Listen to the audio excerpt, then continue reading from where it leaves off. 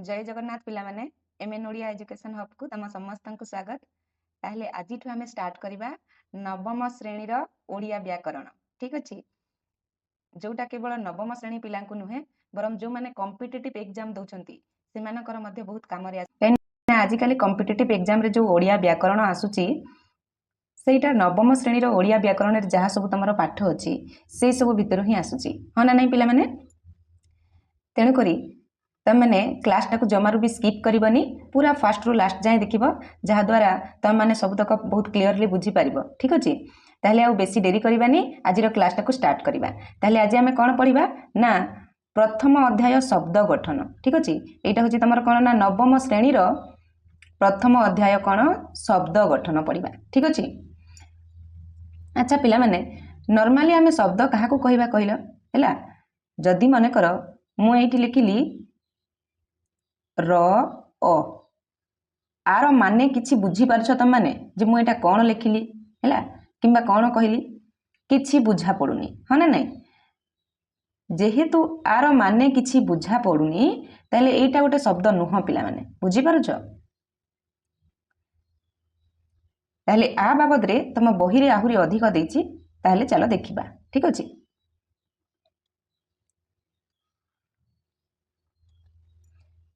कौन कहला देख ना आस तले लेखा जाइथिबा वर्ण गुड़िक विषय रे आलोचना करिबा हैला। देख एक रे देला कौन ट, दुई रे देला अणठ, तीन रे देला तुमर रहड़।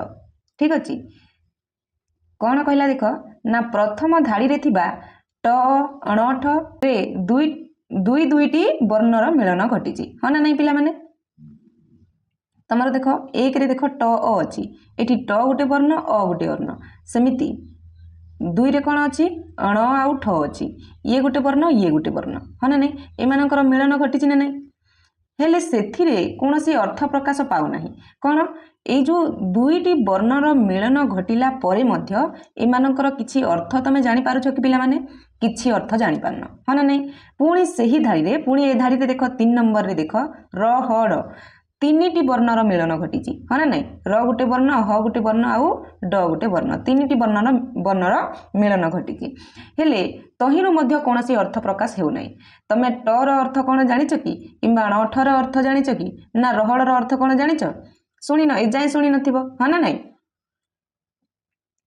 से भली जदि आमे द्वितीय धाड़ी को देखिबा हैला 4 नंबर रे अ अच्छी क अच्छी तापर 5 नंबर रे 6 नंबर रे ख 7 नंबर रे घर अच्छी हैला। ताले देख द्वितीय धाड़ी रे कौन ना द्वितीय धाड़ी रे थिबा अ क ख आदि गोटिए गोटिए वर्ण होइथिले मध्य एगुड़िकर अर्थ प्रकाश करिवार क्षमता अछि हैला। देख जेतेबेले आमे आग धाड़ी रे देखिले बा प्रथम धाड़ी रे जेतेबेले देखिले सेठी दुईटी वर्णर मिलन घटिछि तीनिटी वर्णर मिलन घटिछि तथापि तार किछि अर्थ नाही।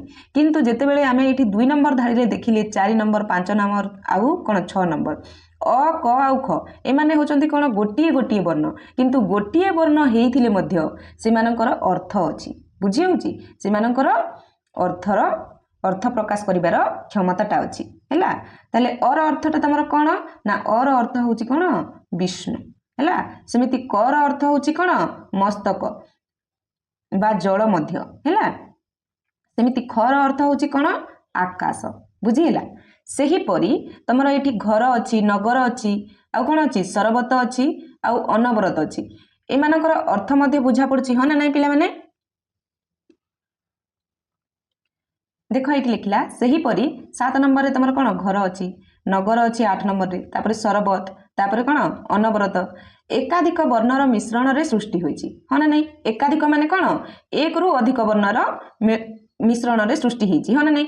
देख घर हूँ तुम कौन दुईटा वर्णर मिलन घटी तापर नगर हूँ कौन 3टा वर्णर मिलन घटी सेमिति सरबत 4टा वर्ण को लेकिन सेमिति कौन अनवरत तुम 5टा वर्ण माने एक रु अधिक वर्ण जोटा को एकाधिक वर्णर मिश्रण कहुच्छी बुझी होची किंतु प्रत्येकर अर्थ प्रकाश करिवार क्षमता अछि हाँ ना नहीं पिला माने।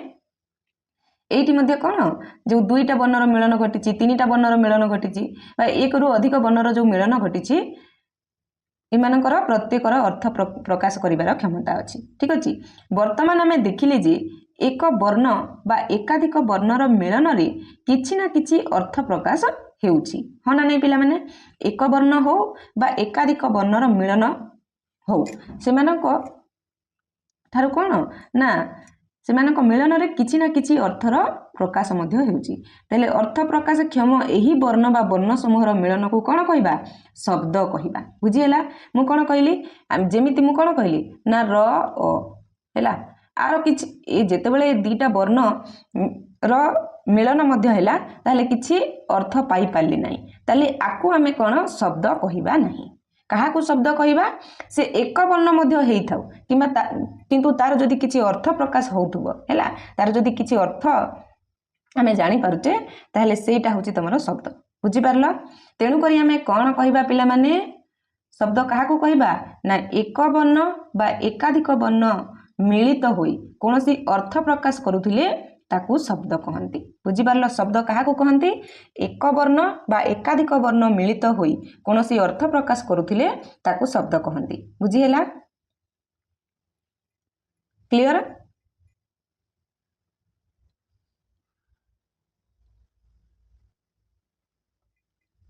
କ'ଣ କହିଲା ପିଲେ ଦେଖ, ତାପରେ ଏଠାରେ ବର୍ତ୍ତମାନ ପ୍ରମାଣିତ ହେଲା ଯେ ପ୍ରଥମ ଧାଡ଼ିର ବର୍ଣ୍ଣ ବା ବର୍ଣ୍ଣ ସମୂହ କେତେ 1ରୁ 3 ପର୍ଯ୍ୟନ୍ତ ଅର୍ଥ ପ୍ରକାଶ କରୁନଥିବାରୁ ସେଗୁଡ଼ିକ ଶବ୍ଦ ପଦବାଚ୍ୟ ନୁହେଁ। ମୁଁ କ'ଣ କହିଲି? ଯେତେବେଳେ ଆମେ ପ୍ରଥମ ଧାଡ଼ିରେ ଦେଖିଲେ 1ରୁ 3 ପର୍ଯ୍ୟନ୍ତ ସେମାନେ କୌଣସି ଅର୍ଥ ପ୍ରକାଶ କରୁନଥିଲେ, ହଁ ନା ନାହିଁ? ତେଣୁକରି ସେଗୁଡ଼ିକ କୌଣସି ଶବ୍ଦ ନୁହେଁ। ବୁଝିହେଲା? ସେଗୁଡ଼ିକ କୌଣସି ଶବ୍ଦ ପଦବାଚ୍ୟ ନୁହେଁ।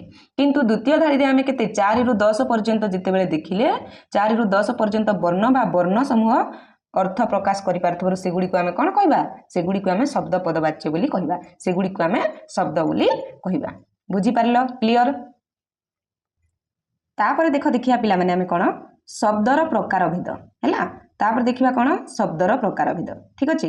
ତମର ଶବ୍ଦଟା କେତେ ପ୍ରକାର ଅଛି ଦେଖ, ଏଗୁଡ଼ା ଏତେ ଜାଣିବା କିଛି ଜରୁରୀ ନୁହଁ। ଠିକ୍ ଅଛି? ଡାଇରେକ୍ଟ ଆମେ କ'ଣ ପଏଣ୍ଟକୁ ଆସିବା। ଠିକ୍ ଅଛି? ତାହେଲେ ଶବ୍ଦ କେତେ ପ୍ରକାର? 4 ପ୍ରକାର। ନର୍ମାଲି ଦେଖିବାକୁ ଗଲେ 4 ପ୍ରକାର। କ'ଣ କ'ଣ? ନା ତତ୍ସମ, ତଦ୍ଭବ, ଦେଶଜ ଓ ବୈଦେଶିକ। ତାହେଲେ ଆମେ ପ୍ରଥମେ ତତ୍ସମ ବାବଦରେ ଜାଣିବା। ଠିକ୍ ଅଛି?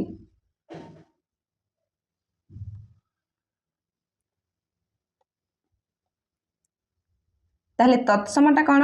ଦେଖ, ତତ୍ ଓ ସମ ଏ ଦୁଇଟି ଶବ୍ଦ ମିଶ୍ରଣରେ ତମର ତତ୍ସମ ଶବ୍ଦଟି ଗଠିତ ହୋଇଛି। ଏହାର ଅର୍ଥ ହେଉଛି କ'ଣ? ଦେଖ, ତତ୍ ହେଉଛି କ'ଣ? ତାହା, ଆଉ ସମ ମାନେ ହେଉଛି କ'ଣ? ସମାନ, ଅର୍ଥାତ୍ ତାହା ସହିତ ସମାନ ହେଲା। ତାହେଲେ ଏହାର ଅର୍ଥ ହେଉଛି କ'ଣ? ତତ୍ସମର ଅର୍ଥ କ'ଣ? ଏହା ସହିତ ସମାନ, ଅର୍ଥାତ୍ କାହା ସହିତ ସମାନ? ସଂସ୍କୃତ ଭାଷା ସହିତ ସମାନ। ବୁଝିପାରୁଛ? ତାହେଲେ ସଂସ୍କୃତ ଭାଷାର କେତେକ ଶବ୍ଦ ଅପରିବର୍ତ୍ତିତ ହୋଇ ବା ଟୋଟାଲି ପରିବର୍ତ୍ତନ ନ ହୋଇ, ଅପରିବର୍ତ୍ତିତ ମାନେ କ'ଣ? ନା ଟୋଟାଲି ପରିବର୍ତ୍ତନ ହେଇନି, କ'ଣ? ନା ଅବିକଳ ରୂପେ ଓଡ଼ିଆ ଭାଷାରେ ପ୍ରଚଳିତ ହୋଇ ଆସୁଛି। ଏଗୁଡ଼ିକୁ ତତ୍ସମ ଶବ୍ଦ କହନ୍ତି।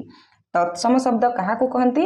ଯେ ସଂସ୍କୃତ ଭାଷାର କେତେକ ଶବ୍ଦ ଅପରିବର୍ତ୍ତିତ ହୋଇ ଅବିକଳ ରୂପେ ଓଡ଼ିଆ ଭାଷାରେ ପ୍ରଚଳିତ ହୋଇ ଆସୁଛି, ତାକୁ ହିଁ କ'ଣ କହିବା? ଆମେ ତତ୍ସମ ଶବ୍ଦ ବୋଲି କହିବା।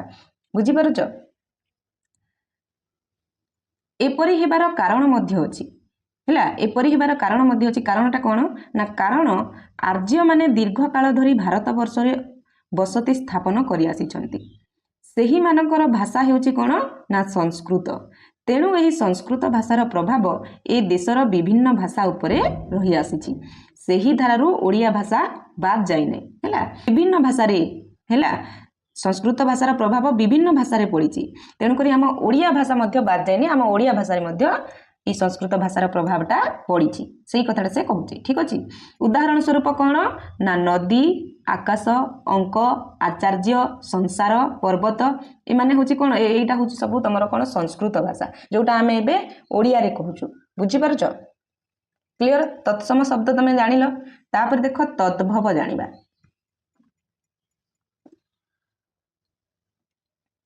ତଦ୍ଭବ ଜାଣିବା। ଆଚ୍ଛା, ଏହାର ଅର୍ଥ କ'ଣ? ନା ଏହାର ଅର୍ଥ ହେଉଛି ତହିଁରୁ ଭବ। ଦେଖ, ତଦ୍ ମାନେ କ'ଣ? ତହିଁରୁ, ଆଉ ଭବ ହେଉଛି ତମର କ'ଣ? ଜାତ ହେଲା। ତେଣୁ ତହିଁରୁ ଭବ ବା ଜାତ आमे कहि परिबा तहिरु जात अर्थात कोन ना ओडिया भाषार केतेक शब्द संस्कृत शब्द मानकरू जात होईची हमर ओडिया भाषार केतेटा शब्द अछि जोटा कोन हेची ना संस्कृत शब्द मानकरू जात हेची सेही ठारू सृष्टि हेची बुझी पारुछ जेमिति नदी नदी रु आमे कोन कहूची नई कहूची तमरो नईटा कोठारू आसीची कोठारू जात हेची नदी रु जात हेची सेमिति कुओ आमे कहूचु ओडिया भाषा रे कुओटा कोठू आसीची कूपरू आसीची हैला तमरो संस्कृतटा होची कूप आउ ओडिया होची कुओ हैला सेमिति हातीटा होची हमर ओडिया भाषा रे आमे हाथी कहूछु ना नहीं तार संस्कृत होची कोन हस्ती हस्ती रु तमरो हाथी आसीची सेमिति घियोटा कोठू आसीची घृतरू घियो आसीची बुझी पारुछ सेमिति जो आमे गाई कहूछु गाभीरु सेटा गाई आसीची बुझी होची ए होची संस्कृत ए होची ओडिया एपटे गर्धब होची कोन संस्कृत गध होची ओडिया गर्धबरु गध आसीची सेमिति घोटक होची तमरो संस्कृत आ घोड़ा होची ओडिया घोटकरु घोड़ा आसीची सेमिति भूमि होची तमरो संस्कृत भूई होची कोन ओडिया ताले भूमि रु सृष्टि हेची कोन भूई बुझी पारलो भूमि रु जात होईची कोन भूई आकु ही हमें कोन कहबा एई भूई घोड़ा गध गाई ए सब जहा तमे देखुछ सब कोन तद्भव काइना एटा संस्कृत भाषारो संस्कृत शब्द तमर संस्कृत शब्द मानकरू ए शब्द गुडा सब जात होईचंती बुझी पारलो क्लियर ताले आज पाई एति कि पिला माने नेक्स्ट रे हमें कोन देखिबा तमर आउ जो दुईटा शब्द तमर बाकी रहिला कोन देशज आ वैदेशिक सेही बाबद रे हमें पढिबा ठीक अछि ताले जदि तम मानकू आज रो क्लास टी भलो लागिची ताले समस्त गोटे लेखा लाइक करि दियो तम सांग साथी मानक सहित शेयर करो हैला आउ कमेंट रे जदि तम मानकू क्लास टी भलो लागिची ताले कमेंट रे समस्त यस लिखि दियो पिला माने समस्त कमेंट रे यस लिखि दियो ठीक अछि ओ एमिति नुआ नुआ क्लास पाइबा पई हम चैनल को सब्सक्राइब करिकि रखि थाओ ठीक अछि ताले रहिली नमस्कार जय जगन्नाथ।